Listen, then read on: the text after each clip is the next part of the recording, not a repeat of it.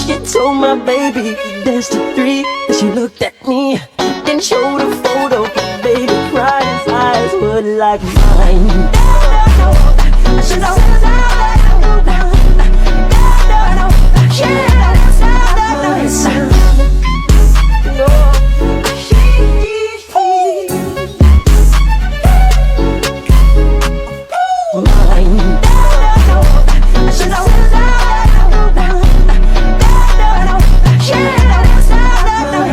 Magandang ako sa inyo, ako nga pala si Mr. Lance Benito.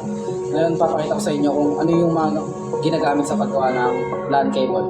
Una ko yung papakita ko sa inyo ay yung RJ45. Itong RJ45, dito ito connect sa wire. Bali itong wire ko dito, cut 5 to. Cut 5, dito siya ginagawa. Yan, yan pa, wire. Tapos itong RJ45 na to, dito yan. Mamaya papakita ko sa inyo yung complete na RJ45. Tapos ngayon, ito naman yung, ito na pala yung complete na Ethernet sa ano. Ito yung, bali itong sa akin, straight through to. Meron pa kasi isa crossover. Yun. Tapos ito naman yung crimper. Ito na yung panglaksa dito sa RJ45. Bali, yan, ganito lang gamitin yan. Madali lang yan. Ito, papasok mo lang to dito. Yung lalak lang yan. Tapos i-press mo lang. Yan, nakalock na siya. Bali pag na-crimp mo na yan ng ganyan, hindi mo na yan makatak. Hindi mo na matatanggalin. Kailangan mo na talaga dito putulin na kasi wala na, nakalak na eh. Tapos ang purpose naman ito, yung dalawa dito, yan, dalawa. Ito pang cut yan. Tapos ito naman, pang tanggal ng pagtanggal ba sa pagtanggal. Tapos ito, optional naman to, pang ng wire, pang balat. Yan, pang balat. Tapos ito naman yung tester. Bali, tatalagay ko yung cat 6 na cable. Yan. Ano ko lang ini-grab. Sasak ko lang ito dito. Yun siya nasa bako. Tapos yan, pag on mo yan, verify.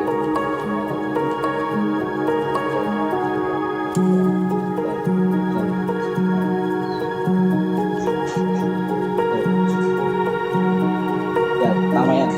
So ngayon, pakita ko kung paano gawa ng crossover cable. Pinagkaiba ng crossover cable tsaka straight to cable. Crossover magkaiba lang.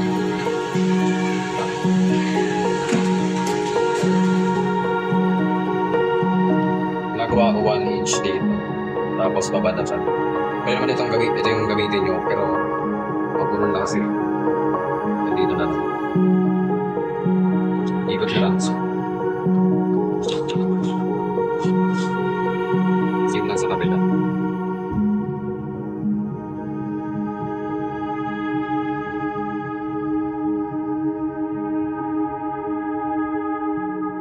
Gagawin ko sa yan.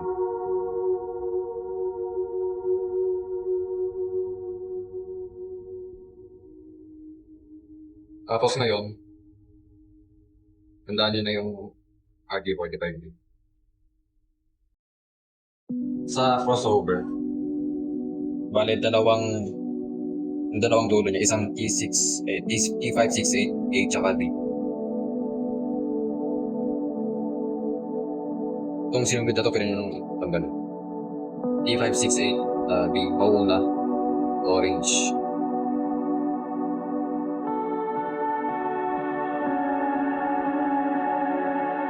Sa orientation nito, alternating siya. Bale white, stripes, solid stripes. Bale orientation nito, pauna stripes tapos solid. Sa alternating lang siya yung sa dulo. Bale mga una, white orange tapos orange. Kasunod niya ay white green tapos blue.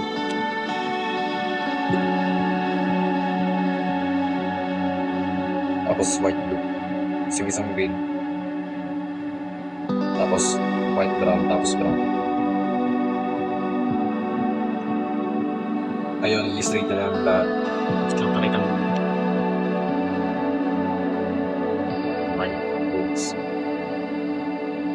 Tapos sukat yung tayo puputulin. Dito dapat yung banat niya. Nandito lang sa leg niya ito. So, yan.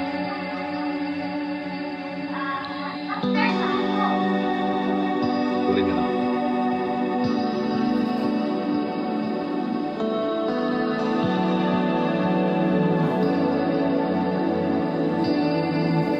As much as possible, dapat kita yung kintab yung cover niya dito sa dulo. Pero okay lang naman kahit kikita. Basta alam yung kakakatches dito sa ginto. Tapos na, grip yun lang.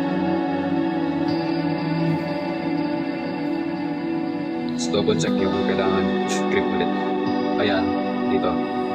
Kung kita nyong tabingi yung ngipin niya, grip nyo lang ulit.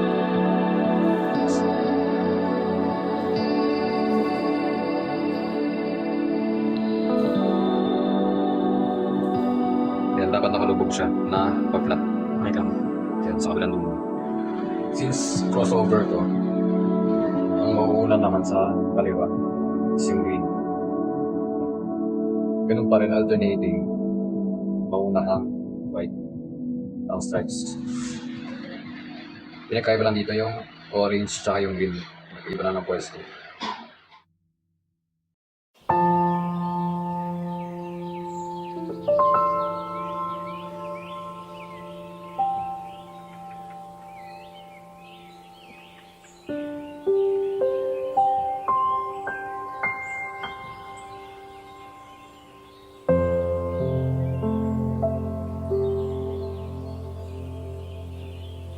Straight nyo.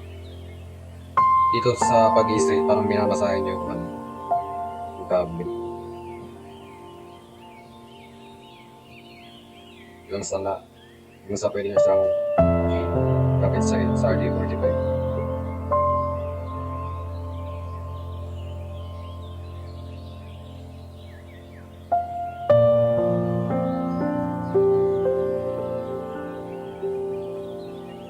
Yung orientation, lagi ko na ng send ko na lang yung picture, no? So,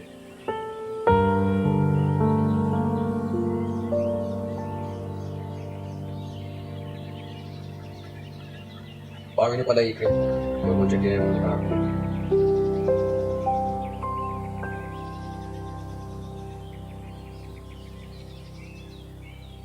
Yung tabingin mo.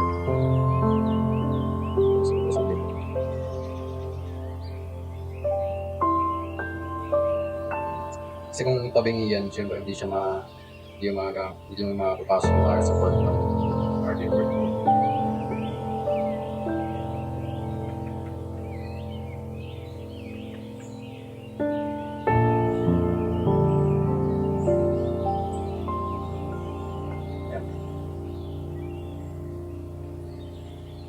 Ito ang crossover.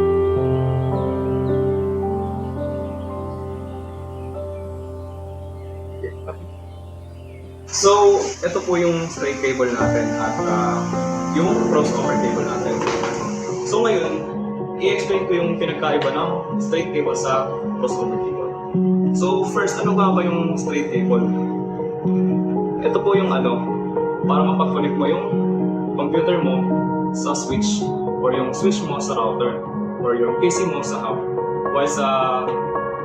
So ito po yung crossover cable natin. Bali, ang purpose po ng crossover cable ay send ka ng data sa similar devices. For example, computer to computer, switch to switch, and router to router. So ngayon, itetest na po natin siya. So ito po yung tester. Una po natin itetest is yung straight cable.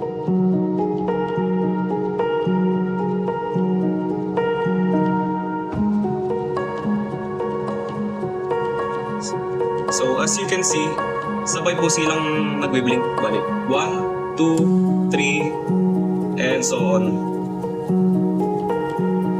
Ayun po yung straight cable. So,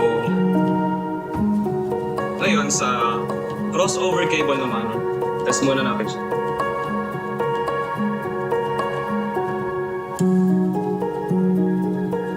So, as you can see, iba po yung pattern ng blink niya. So, ang pattern po ng blink niya ay 1, 3, 263162. So, makita nyo naman po. So, okay, tanggalin na natin. So, yun po yung diferensya na. So, ayun lang po yung pinagkaiba ng straight cable sa crossover cable.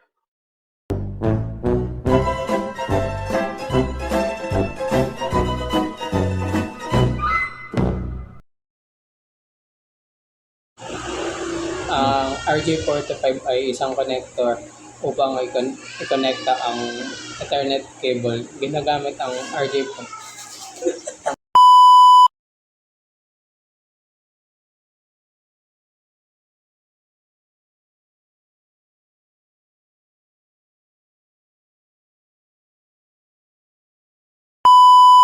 Tapos, ano din? Ayun. Luyang bilang. Tapos ito rin yung hindi. Game. 3 set. Ano, sige. Go. Magandang hapon sa inyong lahat. Ako nga pala si Mr. Guy Espiritu at ito si... Tangina mo! Yung ginagawa mo. Bali, try natin.